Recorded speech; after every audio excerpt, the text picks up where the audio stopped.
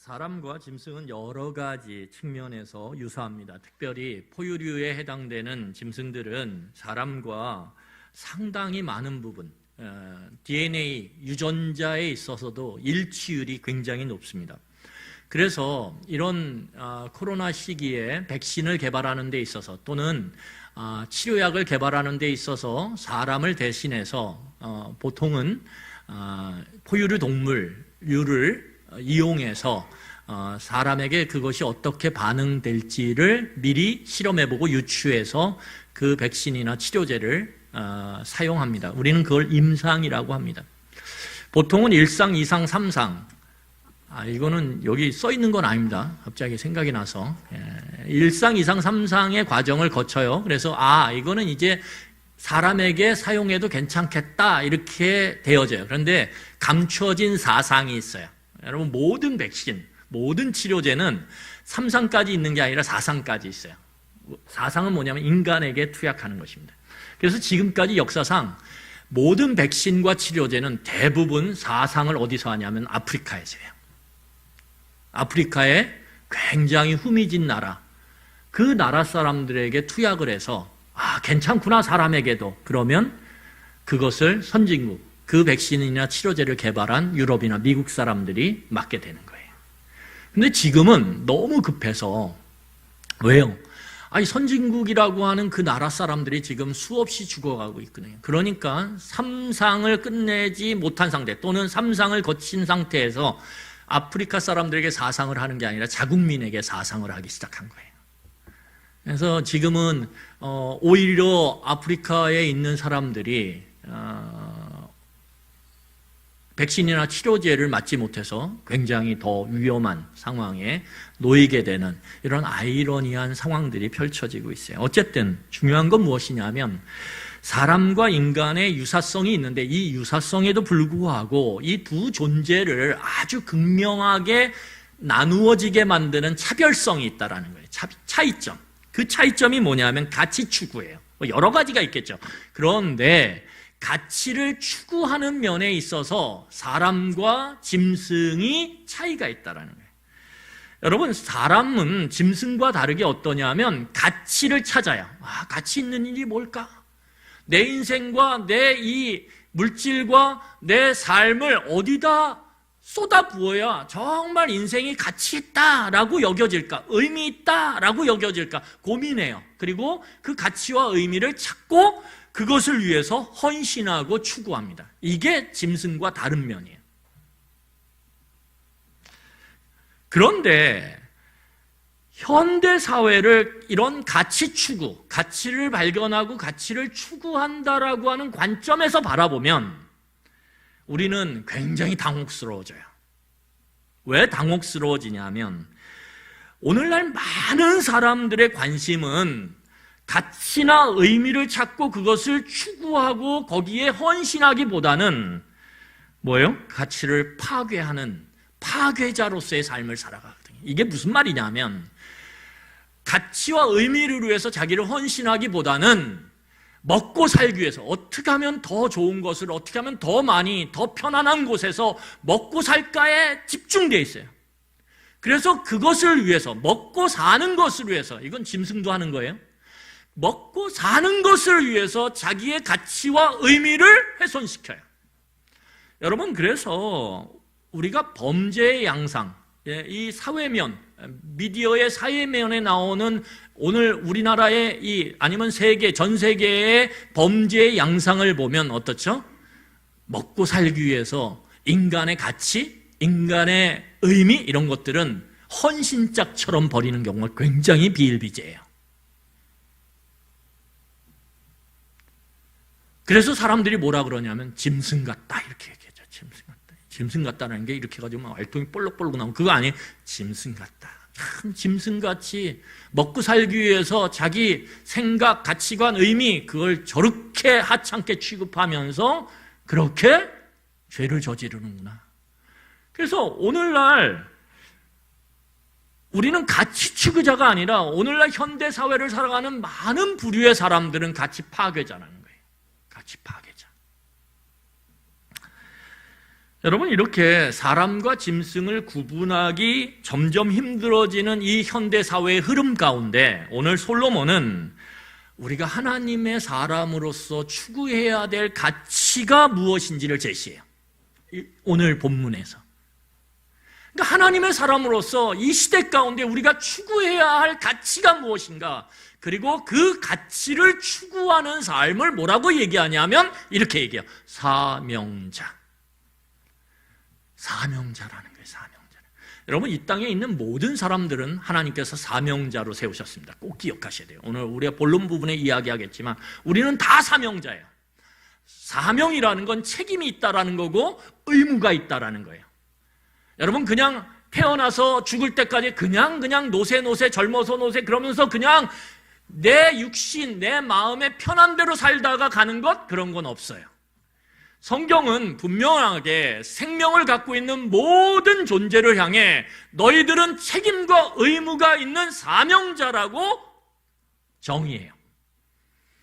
그 사명자는 뭐냐? 가치를 추구하고 가치에 헌신하는 사람을 의미한다라는 거예요. 오늘 솔로몬이 그래서 너희들이 어떤 가치, 해 아래 인간들이 어떤 가치에, 어떤 의미에 그의 삶을 헌신하고 추구할 건지, 그래서 하나님 앞에서 사명자로 쓸 건지 오늘 우리에게 말하고 있다라는 거예요. 자, 그러면 오늘 우리가 본문을 보면 모든 이야기는 시작과 끝이 있어요. 여러분, 이야기의 시작과 끝이 없는 이야기는 없어요.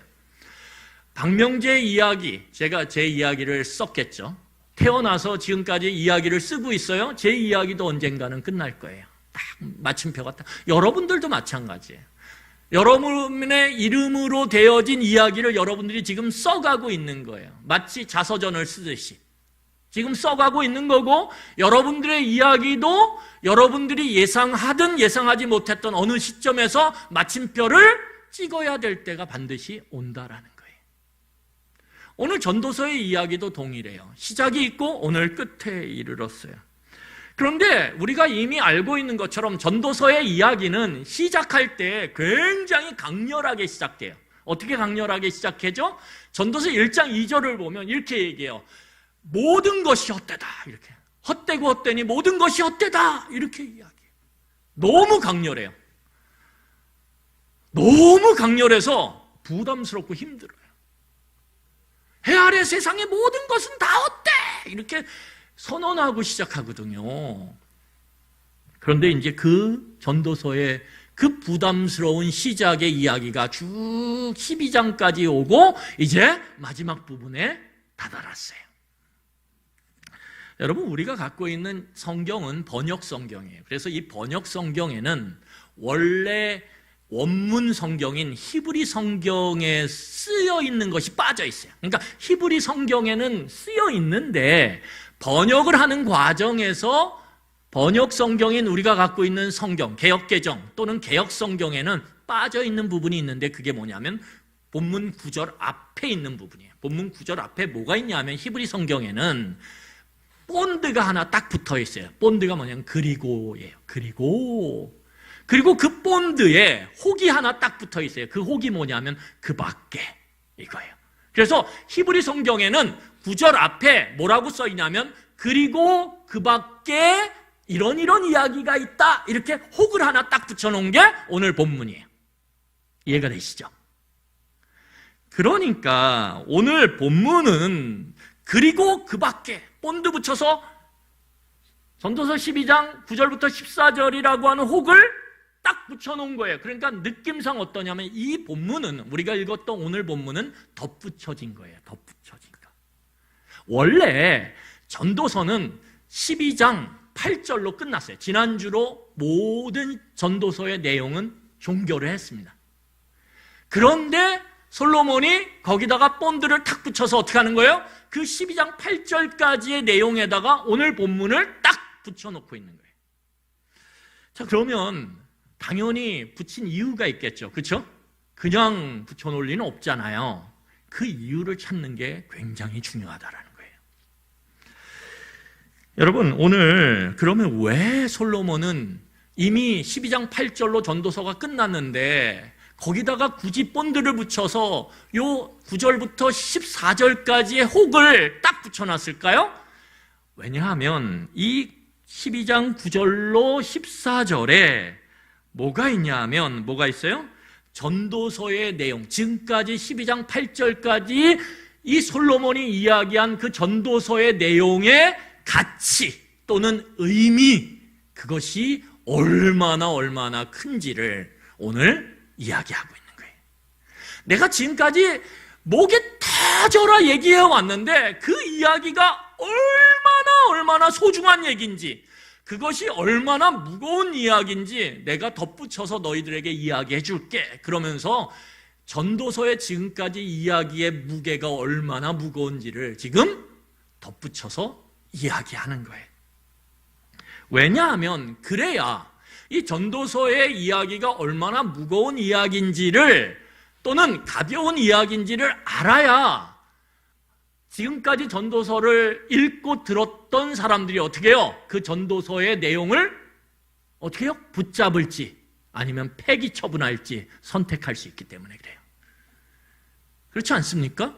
내가 이 이야기가 얼마나 값진 것인지 아니면 값지지 않은 것인지 알아야 지금까지 읽고 들은 그 전도서의 내용을 내가 금과 옥조처럼 소중하게 여기며 계속 내 삶에 두고 계속 바라보며 순종하며 갈 것인지 아니면 에이 됐어 다른 책들하고 똑같네 뭐 그리고 폐기 처분할 건지 선택할 거 아니에요.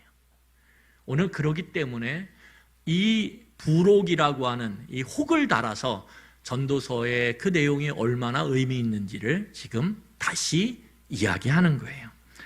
그래서 우리 한번 어떤 가치와 의미가 담겨져 있는지 이 전도서의 12장 8절까지의 내용에 우리 한번 살펴보도록 하겠습니다. 우리 9절을 한번 같이 읽도록 하겠습니다. 9절 읽겠습니다. 전도자는 지혜자이어서 여전히 백성에게 지식을 가르쳤고 또 깊이 생각하고 연구하여 잠언을 많이 지었으며. 여러분 9절을 보면 8절까지와는 다르게 전도서 1장 1절부터 12장 8절까지의 내용과는 다르게 문장의 구성이 좀 특별해요. 어떤 문장의 구성이 특별하냐면 전도서 1장 1절부터 12장 8절까지는 다 1인칭 시점을 갖고 이야기를 써왔어요. 전도자가 1인칭. 내가 보니까 내가 관찰해 보니까 이렇게. 그런데 12장 8절로 끝나고 12장 9절에서부터는 시점이 바뀌어요. 어떻게 해요? 3인칭으로 바뀌어요. 그러니까 나에서 뭐예요? 그 또는 그녀 이렇게 1인칭에서 3인칭으로 시점, 바라보는 시점이 바뀌어버려요. 여러분 이것을 그냥 넘어가면 안 돼요. 왜냐하면 1인칭 시점은 뭐냐면 내가 얘기하는 거예요. 그러니까 굉장히 주관적이죠. 그렇지 않습니까? 내가 보니까, 내가 생각해 보니까, 내가 관찰해 보니까, 내가 알아보니까, 내가 연구해 보니까, 다 내가 해 보니까요. 그러면 듣는 사람 입장에서는 어떨까요? 그건 네 생각이지. 우리 그렇게 많이 말하잖아요. 막 얘기하면 뭐예요? 속으로. 안 해요? 그렇게? 그건 네 생각이지. 이렇게 얘기하잖아요. 담대한 남자분들은 아내가 막 이야기하면 어떻게 해요? 담대해가지고 그걸 입 밖으로 대죠. 그건 당신 생각이지. 그러면 그 다음 날부터 반찬이 달라져요. 굉장히 위험한 발언이에요. 그건 네 생각이지 이게. 근데 1인칭 시점은 그렇다라는 거예요. 반응이. 그런데 그게 3인칭이 돼버리면 어떠냐면 주관적인 생각들에 대한 객관성을 부여하기 시작해요. 이건 너나 나나 다 생각해봐도 이건 이래 라고 하는 객관성. 다시 말해서 나름대로의 뭐예요? 생각해 볼 만하네. 저건 네 생각이지가 아니네. 이건 좀 신중하게 한번 받아들여 봐야 되겠네. 염두에 둬야 되겠네 라고 바뀌게 된다는 거예요. 오늘 그래서 시점을 바꿔서 이야기합니다. 자, 여기까지가 조금 본문을 이해하는데 사전 작업이에요. 그래서 조금 그러셔도 그렇구나 라고 이해하고 이제 본문을 보기 시작하셔야 돼요. 자, 그러면 오늘 솔로몬이 이제 자기가 지금까지 얘기했던 이야기가 1인칭 시점에서 주관적인 생각인 것처럼 썼는데 그것이 단지 주관적 생각이 아니라 굉장히 객관적인 내용이다라고 하는 걸 보증하기 위해서 오늘 본문을 쓰고 있다는 거예요, 일부러. 그러면 오늘 솔로몬은 자기를 뭐라고 소개하냐면, 오늘 다시 한번 구절을 보세요. 구절 제가 읽겠습니다. 보세요. 전도자는 지혜자이어서 여전히 백성에게 지식을 가르쳤고 또 깊이 생각하고 연구하여 잠언을 많이 지었으니, 오늘 보면 솔로몬은 자신을 뭐라고 소개하냐면 지혜자로 소개해요. 지혜자. 그리고 그가 지혜자로서 한 일이 있어요. 오늘 구절을 보면 그가 무슨 일을 했냐면, 우리가 솔로몬 그러면 여러분 기억하셔야 돼요. 관찰하는 걸 좋아하는 거예요. 해 아래 세상을 관찰하는 것. 관찰을 통해서 다양한 지식을 발견해요. 다양한 영역에.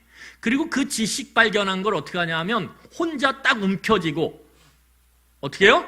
움켜쥐고 자기가 독점적인 권력, 권위를 부리는 게 아니라 자기가 관찰을 통해서 발견한 지식을 공유를 해요. 공유.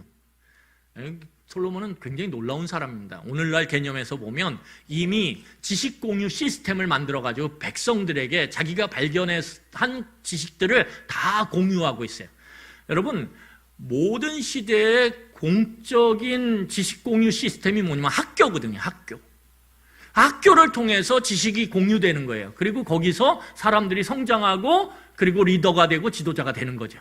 오늘 솔로몬은 지식 공유 시스템을 이때부터 시작을 한 거예요. 오늘 본문을 보면. 그래서 자기가 발견한 지식들을 백성들에게, 사람들에게 쫙 나눕니다.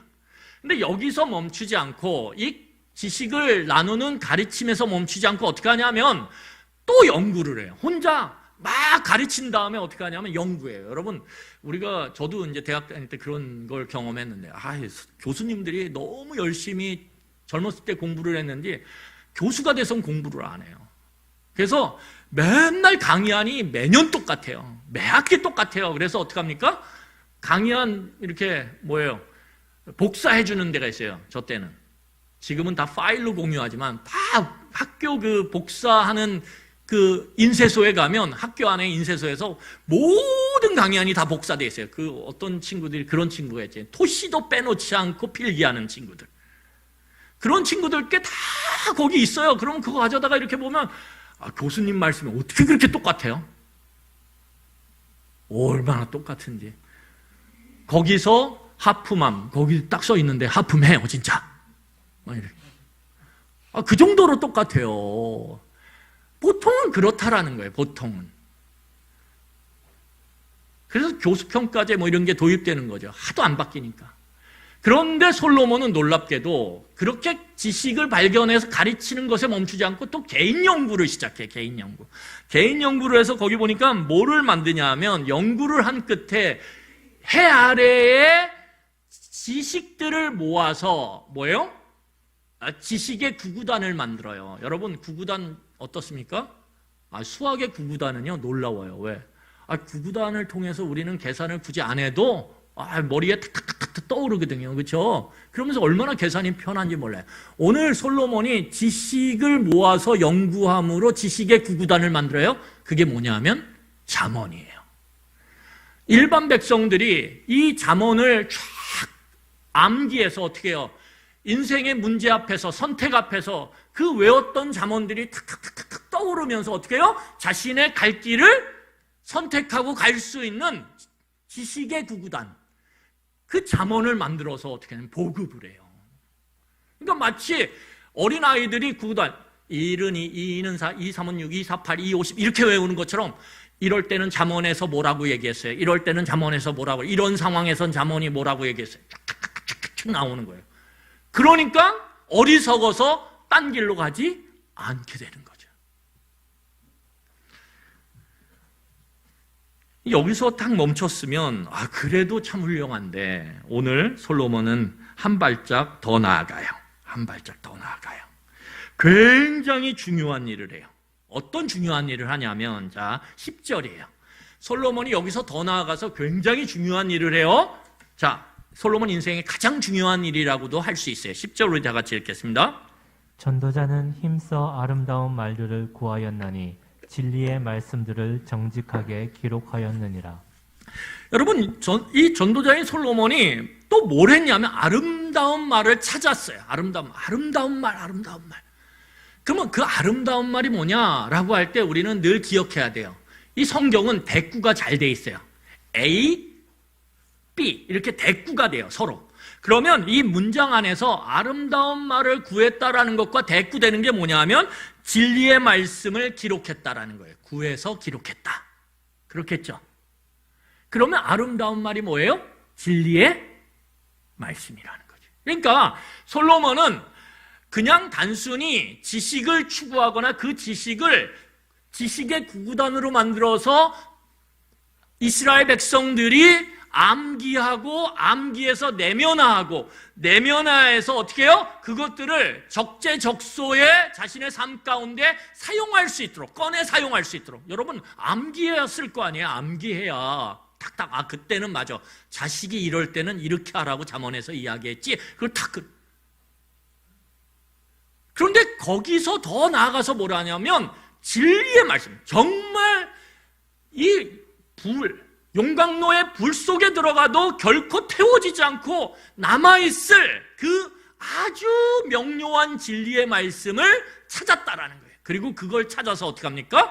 정직하게, 거기 본문에 보면 10절에 정직하게 기록했다라고 얘기해요. 왜 정직하게 기록할까요? 진리의 말씀은 그 자체가 무거워요. 그렇기 때문에 거기에 무언가를 가하거나 무언가를 빼면 안 돼요. 가감하면 안 된다라는 거예요. 그래서 어떻게 합니까? 그것을 가감하지 않고 그 용광로 불에서도 살아남은, 결코 태워지지 않고 없어지지 않는 그 아름다운 다이아몬드 같은 그 아름다운 진리의 말씀을 그대로 기록했다라는 거예요. 이게 솔로몬의 인생 가운데 했던 가장 중요한 일이에요. 여러분, 오늘 우리는 왜 그 일이, 진리의 말씀을 찾아서 기록한 일이 왜 중요한지, 그 중요함의 내막을 알기 전에 주목해야 되는 단어가 있어요. 9절과 10절에 두 가지 단어가 있는데 9절과 10절에 주목해야 되는 단어가, 그게 뭐냐면 9절에 보면 뭐예요? 여전이에요. 여전히. 그러니까 솔로몬은 한때 반짝 지식을 발견하고 가르치고 그걸 잠언으로 만들어서 막 이렇게 한 게 아니에요. 여전히 언제? 이 전도서를 쓰고 있는 인생의 황혼기까지 그의 삶은 동일해요. 여전히 오늘도 해 아래 일들을 관찰하고 거기서 발견한 지식을 공유하고 그것을 잠언으로 만들어서 다시 개정을 했어. 그러면서 어떻게 해요? 그때는 내가 이건 줄 알았는데 잠언이 내가 좀 더 관찰하고 연구해봤더니 그게 추가가 되네, 좀 바뀌었네, 오늘 개정판 내, 그리고 개정판을 내서 잠언을 백성들에게 보급을 하는 거예요. 대단하지 않습니까? 거기다가 10절을 보세요. 10절을 보면 오늘 10절에 뭐라 그러냐면 솔로몬이 힘써서 진리의 말씀을 찾고 그걸 정직하게 기록해요. 힘써서. 여러분, 솔로몬이 인생의 황혼기에 접어드는 시점에서 이 일들을 여전히 계속 힘써서 하고 있어요. 우리가 지난주 살펴봤던 것처럼 황혼기, 나이 듦의 증상이 뭐예요? 눈이 침침해지는 거예요. 저도 요새 눈이 침침해져가지고 안경을 바꿔야 되는데 안경이 제대로 안 맞는 것 같아요. 그래서 이게 안경을 써도 글씨가 영 그래요. 그래서 어떻게 하냐면 요새는, 물론 아직은 이렇게 보이는데 좀 자세히 보려고 그러면 이렇게 벗고 봐야 돼요. 그러면 잘 보여요. 마음이 너무 슬픈 거예요. 잘 보이긴 하는데 너무 슬퍼요, 마음이. 왜냐면 제가 들은 게 뭐냐면 그게 노안 증세라는 거거든요. 다초점 렌즈만 이런 얘기를 예전에 들어요. 그 얘기는 저랑 상관없는 줄 알았어요. 근데 요새 어떻게 하냐면 제가 그래요. 얼마나 마음이 슬픈지. 책을 보지 말아야 될까 이런 생각을 해요.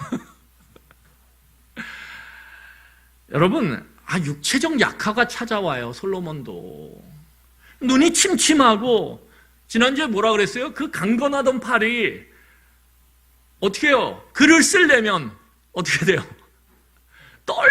떨려요. 그러니까 글 한 자 쓰는 게 얼마나 힘든지. 그런데도 불구하고 이게 놀라운 거예요. 그런데도 불구하고 이 나이 들므로 인한 육체적 약화 현상, 눈의 침침함과 손의 떨림 가운데서 연구하고 책을 쓰는 저술의 과정이 너무 힘듦에도 불구하고 오늘 솔로몬은 뭐라고 얘기하냐면 내가 여전히 이 일을 하고 있어. 내가 오늘도 여전히 힘써서 진리의 말씀을 찾아 헤매고 있어. 이렇게 얘기하는 거예요. 여러분, 감동이 탁 느껴져요. 저는 9절과 10절을 이렇게 계속 묵상하면서 그 솔로몬이 그 노년에 제가 그래서 여기서 좀 퍼포먼스를 했으면 어떨까. 나중에 제가 한번 설교를 이걸 다시 하면 제가 갑자기 하얀색 머리에다가 이렇게 해가지고 손을 이렇게 이렇게 퍼포먼스를 좀 했어요. 9절과 10절을 읽는데 솔로몬의 그 모습이 쫙 보이는 거예요. 진리의 말씀을 막 찾기 위해서 안경 벗었다가 안경 없었겠죠. 막 이렇게 침침한데 눈 비벼가면서 떨리는 손으로 이야 이 말씀이구나 이렇게 감동하면서 쓰는 장면이 막 떠오르는 거예요. 그러니까 가슴이요 9절과 10절 읽는데 가슴이 막 뭉클한 거예요. 와, 난 저렇게 못할 것 같은데 하고 있는 거예요. 그렇게 그 늦은 나이에. 왜 그러면 여기서 질문을 던져야 돼요? 왜 이렇게 마지막 나이 들므로 인한 육체적 약화가 찾아왔음에도 불구하고 왜 솔로몬은 이 일, 진리를 찾고 그것을 정직하게 기록하는 이 일을 왜 멈추거나 포기하지 않고 자신의 모든 진액을 다 짜내면서 하고 있냐 이거예요. 여전히. 질문을 던져야 되지 않습니까? 왜 하고 있냐 이거예요. 여러분, 그것에 대한 대답이 11절에 나와요. 우리 11절 다 같이 읽도록 하겠습니다. 11절은 좀 밑줄을 탁 쳐놓으면 너무 좋아요. 같이 읽겠습니다. 지혜자들의 말씀들은 찌르는 채찍들 같고 회중의 스승들의 말씀들은 잘 박힌 목 같으니 다 한 목자가 주신 바이니라. 여러분, 여기 보면 진리의 말씀의 역할이 나와요. 이 역할이 특별해요. 그렇기 때문에 내가 죽을 힘을 다해서 마지막까지 진리를 찾고 그거를 기록한다라는 거예요. 진리의 말씀이 갖고 있는 특별한 역할이 뭐냐 하면 거기 보면 이 진리의 말씀이 그냥 솔로몬에게만 주어진 게 아니에요. 거기 보면 뭐라고 나오냐면 11절 마지막 절에 11절 마지막 절이 아니라 그 뒤에 보면 12절 부분에 나와요. 뭐라고 나오냐면 한 목자가 주셨다 이렇게 얘기해요. 한 목자가 주셨다. 한 목자가 누구죠? 하나님이시죠. 하나님이 솔로몬뿐만 아니라 그 이전에 모세나 다윗이나 이러한 신앙의 지도자들에게 하나님께서 진리의 말씀을 주셨어요. 그래서 오늘 11절을 보면 뭐라고 얘기하냐면 지혜자들의 말씀들 이렇게 나와요. 복수죠. 지혜자들이 솔로몬뿐만 아니라 솔로몬 앞에 다윗과 모세 이런 사람들이 뭐예요? 하나님으로부터 한 목자로부터 뭘 받았어요? 진리의 말씀을 받아서 그 진리의 말씀을 정직하게 기록했다라는 거예요. 여러분 이걸 뭐라 그러냐면 신학용어로 영감이라고 얘기합니다. 영감이 영감 아닌 나이 드신 분 말고 성령의 감동하심으로 이것을 찾고 발견함으로 썼다라는 거예요. 영감이죠. 그러니까 하나님께서 이 솔로몬에게 영감을 부으셔서 어떻게 했냐면 그 진리와 지식을 추구하는 솔로몬의 눈을 밝게 하사 뭘 발견하게 하셨어요? 놀라운 하나님의 진리의 말씀들을 발견하고 찾아서 그것을 정직하게 기록했다는 거예요. 왜 정직하게 기록해요? 하나님의 말씀이니까. 내가 거기다 감히 내 생각을 덧붙일 수가 없는 거예요. 감히 내 생각으로 이건 아니야 그리고 뺄 수가 없는 거예요. 그래서 오늘 솔로몬이 발견한 게 뭐냐 하면 하나님의 진리를 발견한 거예요. 그리고 그 진리를 어떻게 했냐면 썼어요. 지금까지 전도서에 쫙 쓴 거예요. 진리를. 근데 그 진리의 말씀의 역할이 뭐냐면 오늘 본문을 보니까 첫 번째 역할이 뭐예요? 찌르는 채찍 같다라는 거예요. 찌르는 채찍. 여러분 이 이스라엘은 그러니까 목양을 해요. 목양. 주 산업이 뭐냐면 목축을 하는 거예요. 목축업. 그런데 이 목축업을 할 때 특별히 대표적인 목축 대상이 누구냐면 양이거든요. 근데 양을 칠 때 양은 지 멋대로 해요. 성격이 그래가지고 지 멋대로 가고 싶은 대로 가요. 아니면 가라 그래도 멈춰 서 있거나. 그래서 양을 칠 때 어떻게 하냐면 목동들은 막대기, 긴 막대기에 삐죽한 날카로운 것들을 이렇게 덧붙여요. 막대기에다, 긴 막대기에다.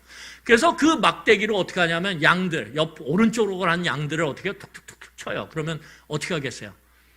그 막대기에 붙어 있는 날카로운 것들이 양의 피부를 찌르겠죠. 그런데 양은 털이 덥수룩해요. 그래서 날카로운 게 아무리 좀 날카로워도 그 털을 뚫고 피부에 닿아야 돼요. 그러니까 살짝 닿는 거예요. 그 살짝 닿으면 어떻게 하냐면 그러면서 왼쪽으로 가는 거예요. 왼쪽으로 가는 걸 툭툭툭 치면 어떻게 해요? 이러면서 오른쪽으로 가는 거예요. 그러면서 이 날카로운 채찍으로 어떻게 하냐면 양떼를 인도하는 거지. 이게 날카로운 어떤 그 철들이 박혀져 있는 막대기의 역할이에요. 여러분, 이것은 마치 무엇과 같냐면 인도하심, 하나님께서 진리의 말씀을 통해서 양 같은 우리들을 인도하신다라는 거예요. 이게 첫 번째 진리의 말씀의 역할이에요. 왜요? 우리는 늘 자기 생각을 갖고 자기 마음대로 가고 싶어 하거든요. 그렇지 않습니까? 자기 생각을 갖고 자기 마음대로 가고 자기 성질대로 살고 싶어요. 자기 성질대로 살지 못하면 답답해 막 이러죠. 자기가 원하는 대로 살고 싶어요. 다른 사람도 내가 원하는 대로 그렇게 살아가게끔 만들고 싶어요. 그래야 모든 게 편안한 것처럼 느껴져요. 그런 사람들에게 하나님께서 어떻게 하는 거예요? 툭툭툭툭 말씀의 그 날카로운 막대기로 탁탁 치는 거죠. 그러면 어떻게 해요? 그리고 다시 길을 돌이키는 거예요. 그게 진리의 말씀의 첫 번째 역할이라는 거예요. 두 번째 역할은 뭐냐면 거기 보면 11절 보세요. 11절에 보면 이 진리의 말씀은 그래서 스승들의 말씀, 그 지혜자들의 말씀은 뭐예요? 잘 박힌 못과 같다라는 거예요. 여러분, 못이 잘 박히면 어떻게 될까요? 못이 잘 박힌 못은 그 못이 박혀진 그것을 어떻게 아무리 흔들려고 해도 흔들리지 않아요. 제가 이 잘 박힌 못 이러면서 딱 보는데 갑자기 광고가 하나 딱 생각이 나요. 흔들림 없는 편안함. 몬스 침대. 이게 갑자기 왜 생각나? 제가 그래서 이 광고의 영향력이 너무 말씀을 보는데 말씀에서 딱 광고가 연결이 돼요. 이게 심각한 거 아닙니까? 제가 깜짝 놀랐어요. 이걸 잘 박힌 못, 흔들림 없지. 딱 그러는데 거기까지 가니까 흔들림 없는 편안함. 몬스 침대. 이게 딱 박혀서 어떤 순간에도 내 삶에 지진이 나는 상황 가운데서도 흔들림이 없는 거예요. 여러분, 흔들림이 없을 때 찾아오는 게 뭐예요? 안식이죠. 평안. 여러분, 그래서 하나님의 진리의 말씀은 이 해 아래 세상을 살아가는 우리들에게 두 가지를 선물해요. 하나는 인도하심, 또 하나는 안식을 누림. 이 두 가지 꼭 기억하셔야 돼요. 하나님의 말씀은 뭐라고요? 우리를 인도하세요. 바르게. 또 하나는 뭐예요?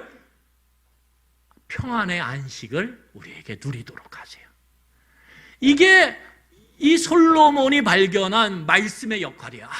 날카로운 채찍과 잘 박힌 못처럼 우리를 바르게 인도하시며 온전한 안식으로 우리를 거하게 하시는구나.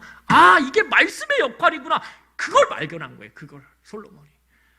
여러분, 그래서 디모데후서 3장 16절에 보면 뭐라고 얘기하냐면 이렇게 얘기합니다. 우리 같이 읽겠습니다. 디모데후서 3장 16절에 바울이 뭐라고 얘기했냐면 모든 성경은 하나님의 감동으로 된 것으로 교훈과 책망과 바르게 함과 의로 교육하기에 유익하니. 여러분, 거기 보면 모든 성경은 진리의 말씀은 하나님의 말씀은 하나님의 감동 곧 영감을 받아서 하나님의 감동으로 만들어졌어요. 그런데 그 만들어진 하나님의 진리의 말씀이 어떤 역할을 하냐면 거기 보면 교훈과 책망을 해요. 왜 교훈과 책망을 할까요? 바르게 가지 못하니까.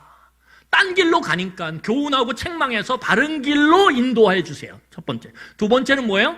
거기 보면 바르게 함과 의로 교육해요. 여러분, 바르게 함과 의로 교육함으로 의로움에 머물게 만들어요. 의로움에 머무는 순간 어떤 일이 일어나냐면 잘 들으셔야 돼요. 의로움에 머무는 순간 의로움의 주체이신 하나님과 연결이 돼요. 하나님과 연결이 돼요. 여러분, 이 해 아래 세상은 마치 무엇과 같냐 하면 그 아주 깎아지를 듯한 절벽을 타는 그런 암벽 타기와 유사해요. 여러분, 암벽 타는 그 장면들을 한번 나중에 유튜브에서 찾아보세요. 그러면 암벽을 탈 때 어떠냐 하면 깎아질, 어떨 때는 90도가 아니에요. 120도 막 이렇게 돼 있어요. 오히려 기울어져 있어요. 그러니까 매달려요. 매달려서 그 암벽을 타고 하는데 이 익스트림 스포츠의 최고는 뭐냐면 로프가 없어요. 로프가. 떨어지면 어떻게 되는 거예요? 죽는 거예요. 저는 그거를 이렇게 보면요. 한 30초 보다가 꺼요. 왜냐면 너무 겁나가지고 못 보겠어요. 여러분, 해 아래 세상을 살아가는 우리의 인생은요, 로프 없이 암벽을 타는 것과 유사해요. 왜요? 이 암벽을 타다 보면 손이 어디를 붙잡아야 되는지 갈 바를 몰라요. 이 손을 잘못 잡으면, 잘못 패인 곳을 잡으면 어떻게 되냐면 그게 낙석이 되면서 그냥 떨어지는 거예요. 우리 삶이 그래요. 어디를 밟고 어디를 짚고 어디를 붙잡고 살아가야 되는지 우리는 몰라요. 튼튼해 보이는데 보기에는. 그런데 그걸 탁 잡았을 때 으스러지는 경우도 많다라는 거예요. 내가 이건 믿을만 했는데, 그리고 탁 의지했는데 내 발이 어떻게 돼요? 퍽 꺼지는 경우도 많다라는 거예요. 우리의 인생, 해 아래 인생은 암벽을 타는 것과 비슷해요. 그런데 이 암벽을 타는 인생 가운데 하나님의 말씀이 들어오면 그 말씀 가운데 우리가 어디에 거하게 되냐면 의에 거하게 돼요. 의에 거하게 될 때 하나님과 연결돼요. 이 하나님과 연결된다는 건 뭐예요? 아주 튼튼한, 결코 끊어지지 않는 로프가 어느 순간에 우리의 몸을 딱 연결하기 시작한다는 거예요.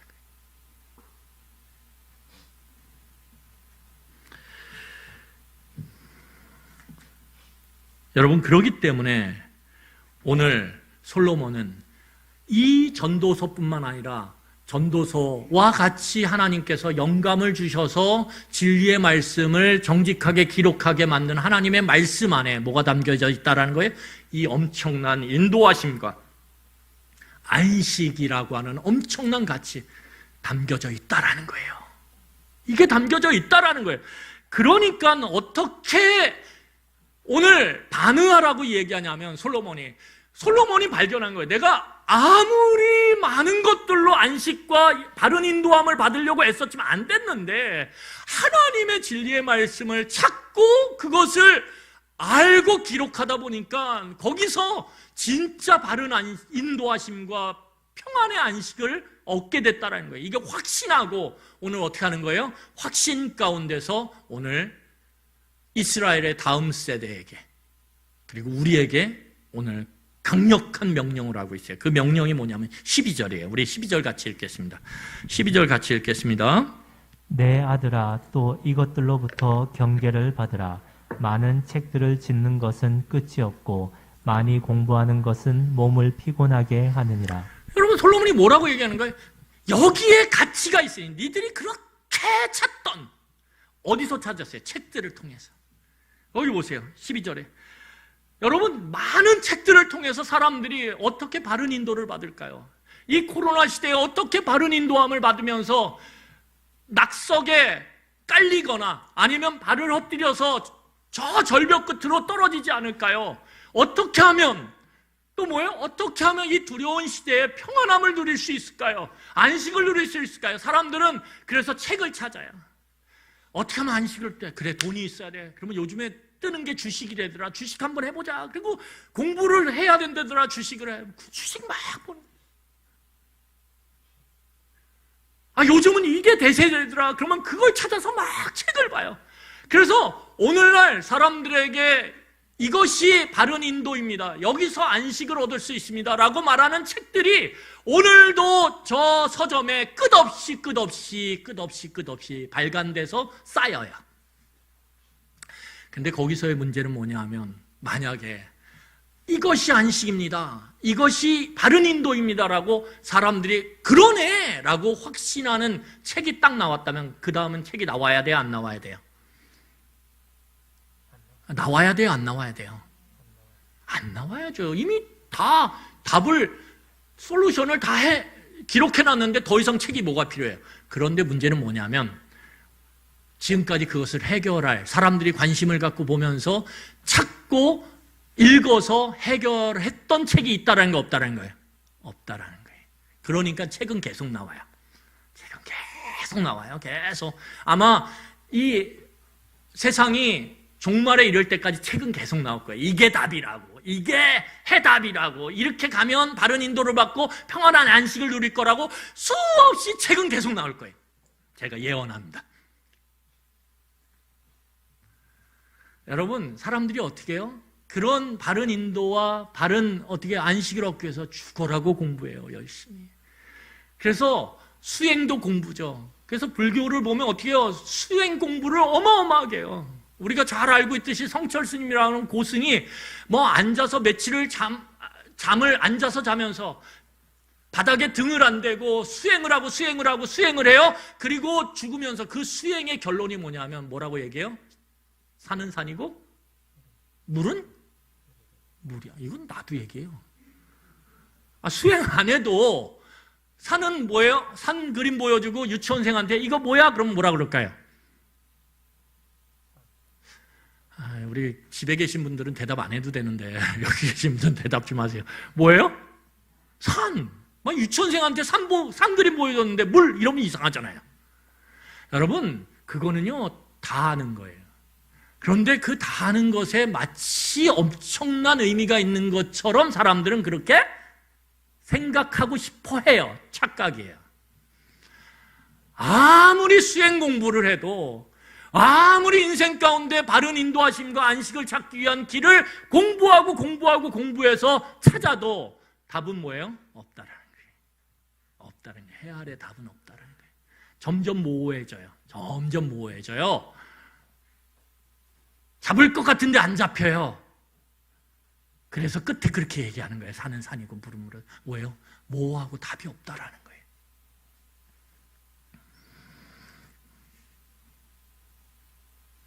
그런데 오늘 솔로몬은 뭐라고 얘기하냐면 이렇게 얘기하는 거예요.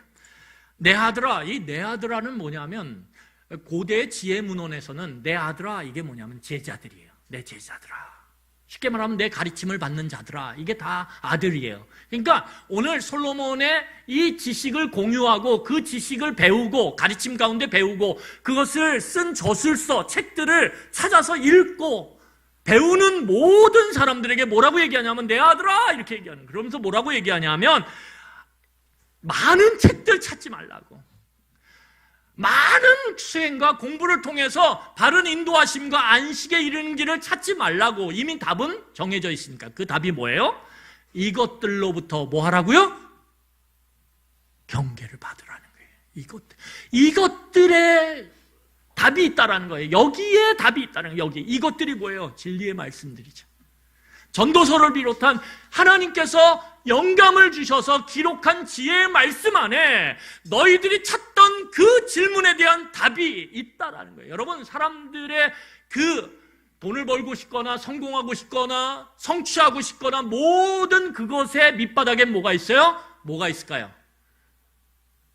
모호한 문제들이 있는 거예요. 뭐예요? 죄가 뭔지, 죽음이 뭔지, 절망이 뭔지, 두려움이 뭔지, 이런 잘 잡을 수 없는 것들에 대한 답을 얻고자 하는 그 마음들이 있는 거예요. 그런데 그래서 그것들 때문에 어떻게 하는 거예요? 어떻게든 눈에 보이는 것들을 추구함으로 그 눈에 보이지 않는 두려움을 없애고 싶은 거예요. 그런데 오늘 솔로몬은 뭐라고 얘기하냐면 아무리 책을 쓰고 읽어도 아무리 공부해도 답 찾을 수 없어. 그러면 답은 어디 있냐? 지금 이 진리의 말씀에 있다라는 거예요. 더 구체적으로 말하면 너희들이 지금까지 읽어왔던 전도서 12장 8절까지의 내용에 있다라는 거예요.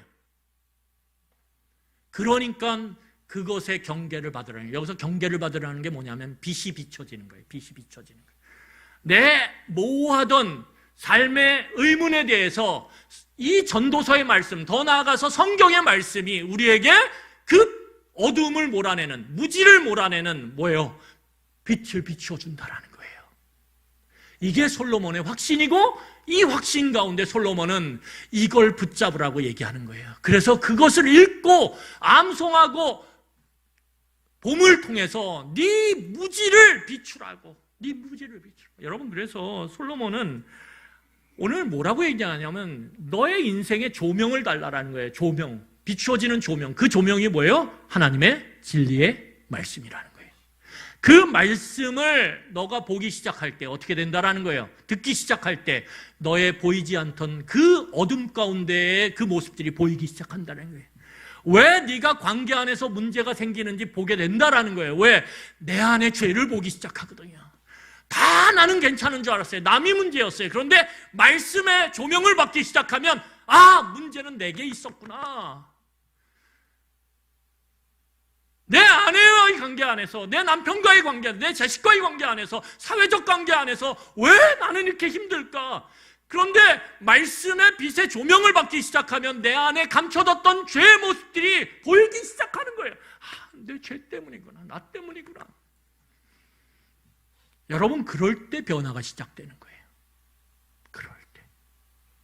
여러분, 오늘 보면 솔로몬은 뭐라고 얘기하냐면 오늘 헤매지 말고 이 진리의 말씀에 비추어짐을 당하라라고 얘기해요. 그러면 그렇게 우리가 진리의 말씀에 비추어짐을 받아서 우리의 삶의 무지가 깨어지고 어두움이 깨어지고 바른 인도를 받고 바른 안식 가운데 머물려면 우리가 어떻게 해야 돼요? 어떻게 반응해야 돼요? 오늘 13절에 이렇게 얘기합니다. 13절에 우리 같이 읽겠습니다. 자, 만약에 빛의 조명을 받아라. 진리의 말씀의 조명을 받아라. 너의 인생의 조명을 켜라. 말씀의 조명을 딱 켜봐. 너무 어두워 지금. 이 솔로몬의 권고를 우리가 받아들인다면 우리가 어떻게 반응해야 돼요? 자, 13절 같이 읽겠습니다. 일의 결국을 다 들었으니 하나님을 경외하고 그의 명령들을 지킬지어다. 이것이 모든 사람의 본분이니라. 여러분, 오늘 보면 네가 만약에 이 진리의 말씀이 너의 인생의 어두움과 무지를 밝혀서 너가 바른 인도함을 받아서 참된 평안의 안식 가운데 이룰 수 있다면 너는 어떻게 해야 되냐? 어떻게 해야 돼요? 말씀을 펴서 소리내서 읽고 그 읽는 소리를 들어야 되죠. 당연하지 않습니까? 그런데 오늘 이 부분, 이 혹 부분을 지금 읽으면서 왜 전도서를 읽어야 되는지에 대한 그 가치, 의미를 오늘 솔로몬의 이야기를 통해서 듣게 되는 이스라엘의 다음 세대들은 오늘 이미 12장 8절까지 읽은 사람들이에요. 또한 앞으로의 이 권고를 듣는 사람들은 이 전도서의 내용을 읽어갈 사람들이에요. 읽었던 사람들, 이미 읽었던 사람들. 그래서 이 부분을 지금 보면서 왜 여기 솔로몬이 더 달아놨지? 왜 여기다 부록을 첨가해놨지? 하고 보는 사람들, 그리고 앞으로 이 전도서를 읽을 사람들에게 뭐라고 얘기하는 거냐 하면 오늘 그렇게 얘기하는 거예요. 너가 정말 이 가치 있는 이 바른 인도하심과 진리의 말씀을 통한 안식을 누리고 싶다면 뭘 하는 거예요? 이걸 펴서 어떻게 하라는 거예요? 읽으라는 거예요. 좀 읽으라는 거예요. 말씀을 좀 가까이 하고 읽으라는 거예요.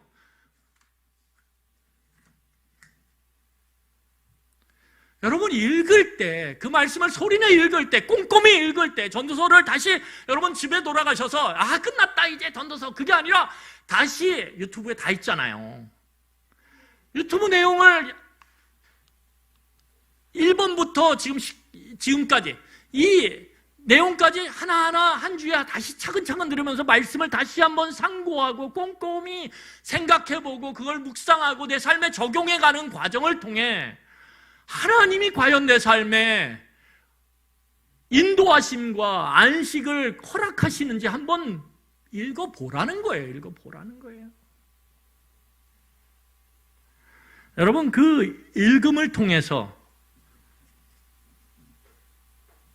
단지 그 성경을 읽음을 통해서 그러면 그런 가치 있는 삶이 내 안에 주어지냐? 그렇지 않아요. 오늘 13절에 보면 읽었어요? 그러면 뭘 해야 돼요?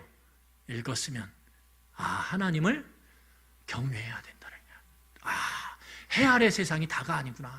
해 위에 세상이 있구나. 하나님 그 모든 걸 관장하시는구나. 지배하시는구나. 다스리고. 그러면 하나님에 대한 그 발견 가운데 두렵고 떨림으로, 경외함으로 어떻게 하는 거예요? 하나님의 그 말씀을 따라 순종하는 삶이 이루어질 때야 뭐가 되는 거예요? 우리는 하나님의 인도하심과 하나님의 안식 주심의 이 놀라운 삶을 말씀의 조명 가운데 누릴 수 있다라는 거예요.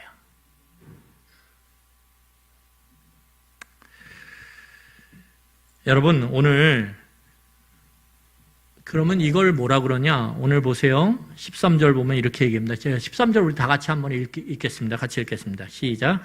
이래 결국을 다 들었으니 하나님을 경외하고 그의 명령을 지킬지어다. 이것이 모든 사람의 이 본분이 뭐예요? 책임, 의무, 사명이에요. 그러니까 이거는 선택이 아니라는 거예요. 여러분 그냥 성경 뭐 읽고 말고 내 선택이지. 아니요.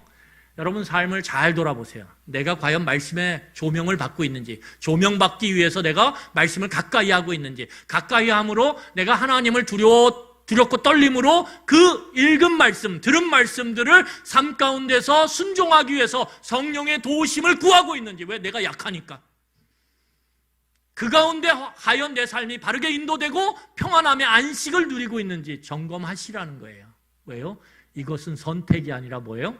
사명이기 때문에 우린 이것을 위해 이것을 해야 되는, 이것을 가장 소중하게 여기며 우리의 삶 가운데 해가야 되는 우리의 책임이고 의무고 사람으로서의 사명이라는 거예요. 왜요?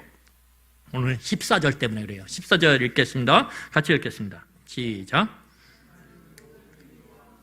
은밀한 일을 선악간에 심판하시리라. 여러분, 말씀을 듣고 읽음으로 조명을 받지 못하면 우리는 무지함 가운데서, 어둠 가운데서 갈 바를 알지 못해서 인도함을 못 받을 거예요. 안식은 없을 거예요. 늘 불안한 거예요. 말씀 안에 탁 거하면 하나님과 연결됨으로, 그래 내 삶이 지금 여전히 폭풍우가 치지만 나는 하나님이 붙잡고 있어. 그 가운데 안식을 누릴 거예요. 평안을 누릴 거예요. 그런데 그게 없으면 우리는 늘 불안할 거예요. 늘 그 망망대해 혼자 폭풍우 가운데 떠 있는 것처럼 느껴질 거예요. 여러분, 그래서 오늘 이 땅을 하나님의 백성으로 살아가는 모든 사람들에게 책임이며 의무며 사명은 뭐예요? 바로 하나님의 말씀의 조명을 받아 하나님을 두렵고 떨림으로 바라보며 그의 말씀에 하나하나 순종해 가고, 그것을 내가 할 수 없기에 성령 하나님의 은혜를 구하는 기도를 통해 우리가 그 길을 뚜벅뚜벅 걸어가는 거예요. 걸어가는 거예요. 왜요? 그게 없으면 우리의 삶은 반드시 뒤틀리게 돼 있어요. 특별히 은밀한 곳에서는 우리의 삶은 다 뒤틀려요. 앞으로 멋있는 말을 한다고요? 아니요. 뒤에 가서 사람이 안 보는 데서 엄한 짓 얼마든지 할 수 있어요. 이 조명을 받지 못하면, 말씀의 조명을 받지 못하면 우리의 삶은 뒤틀리고 은밀한 곳에서는 더 뒤틀리고, 그리고 우리는 하나님의 심판 앞에서 울며 이를 갈 거예요. 내가 그때 그렇게 하지 말았어야 되는데. 이게 왜 우리의 책임이고 의무고 사명이에요? 우리는 반드시 죽음 이후에 하나님 앞에 서서 심판을 받을 것이기 때문에 그래요. 말씀을 정리하겠습니다. 여러분, 우리는 반드시 하나님 앞에 서요. 이야기의 시작이 있으면 끝이 있어요. 특별히 연세가 있으신 분들 꼭 기억하세요. 물론 하나님 앞에 가는 거는 순서는 없어요. 하지만 꼭 기억하셔야 돼요. 뭘 기억하셔야 되냐면 우리는 하나님 앞에 결국 서게 될 것이라는 거예요. 그리고 하나님 앞에서 우리는 두 가지를 후회할 거예요.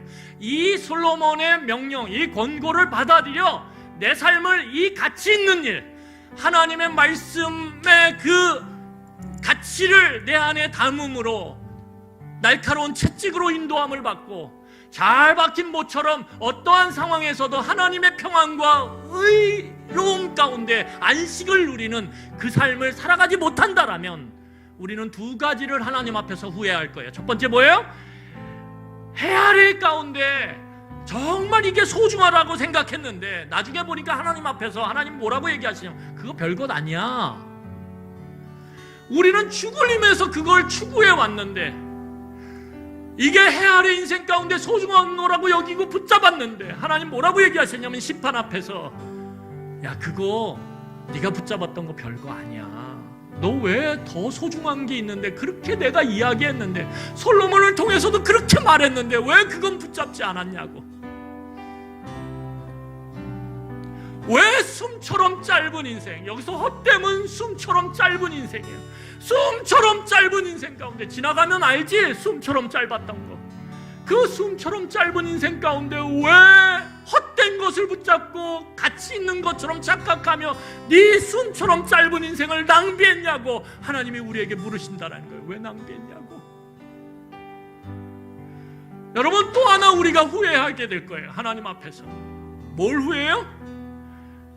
가장 중요한 가치가 담겨져 있는 말씀, 그 말씀을 통해 내 삶의 조명을 받아 하나님의 인도하심과 안식을 누림으로 하나님 앞에 가는 그날까지 그렇게 살아가는 그 가치 있는 것을 하찮게 여겨요. 성경 읽는 거 하찮게 여겨요.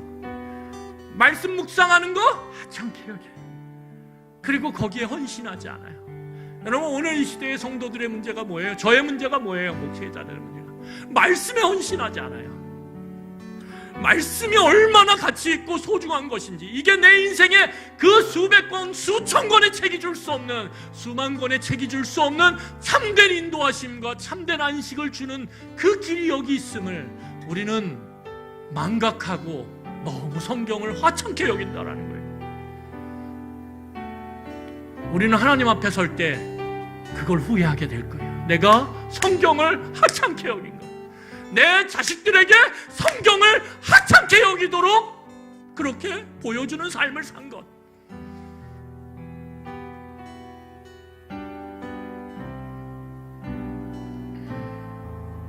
여러분, 온 우주의 가치를 담고 있는 성경을, 그 말씀을 읽고 들음으로 반응하세요. 거기서 창조주 하나님을 만나세요.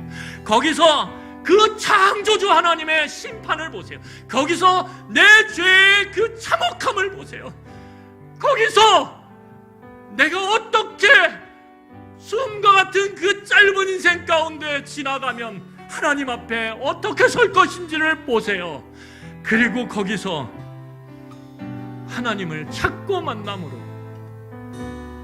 가치 있는 삶, 의미 있는 삶, 사명을 다하는 삶, 하나님을 경외하고 그 말씀에 순종하는, 그러므로 우리의 다음 세대에게 말씀은 저렇게 소중한 거구나, 말씀은 생명과 같은 거구나, 그것을 몸으로 보여주는 이 사명자의 삶을 온전히 살아가는 그런 은혜가 우리 모두에게 있기를 간절히 축원합니다.